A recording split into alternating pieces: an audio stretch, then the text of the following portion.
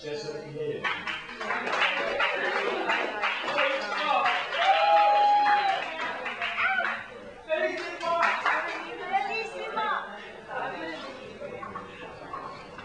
Leopard lady. Happy birthday to us all. The earth is speaking to us. The earth smiles and remembering. Who's afraid of the New World Order? It's 1991, the mirror year, when East and West see themselves reflected in each other. It's twilight time. Just a second hand hanging from midnight, but 30 years after the Bay of Pigs, and the CIA is still trouncing its highfalutin heels, waltzing with dictators as it squashes its will around the globe. They finally got their old homeboy Bush in high office, who in 1980 rigged the national election for Reagan with an arms for hostage deal with Khomeini.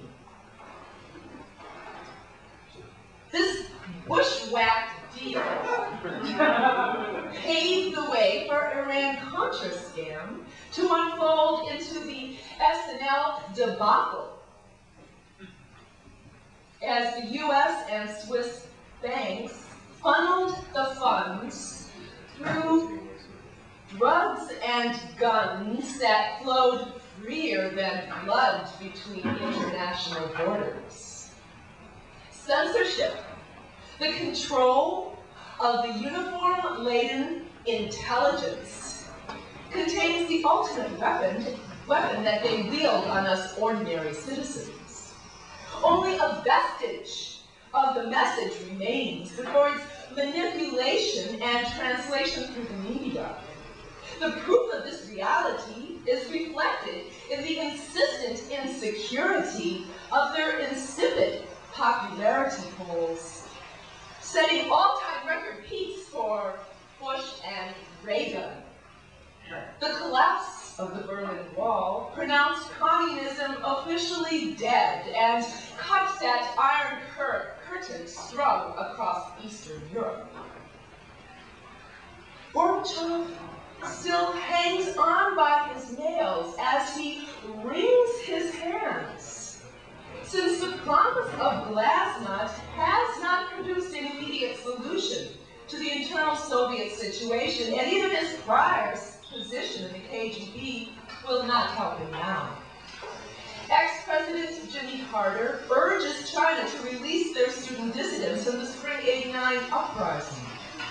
While the Kurds revolt in Iraq, Bush first looks askance, then decides to airlift food and blankets, and only a select handful of American troops, because he states we don't want to interfere in the domestic conflict. However, our sole national focus since last summer has pinholed upon thwarting Saddam Hussein, who suddenly blossomed into the latest, greatest international hoodoo bugaboo. And the media spread the party line that Hussein's proposed threat was vast enough to sanction Allied forces to decimate his country.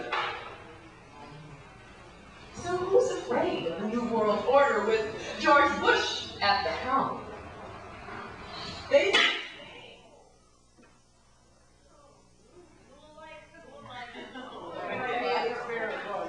George Bush, big brother, is watching us.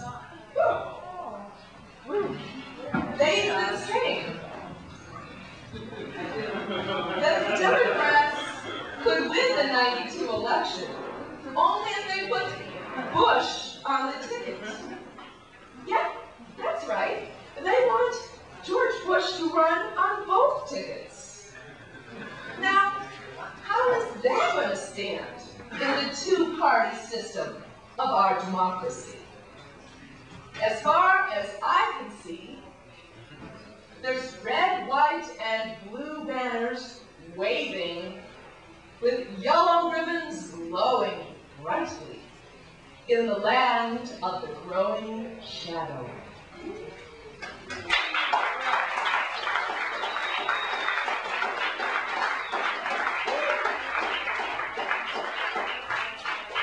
Jessa, piaia.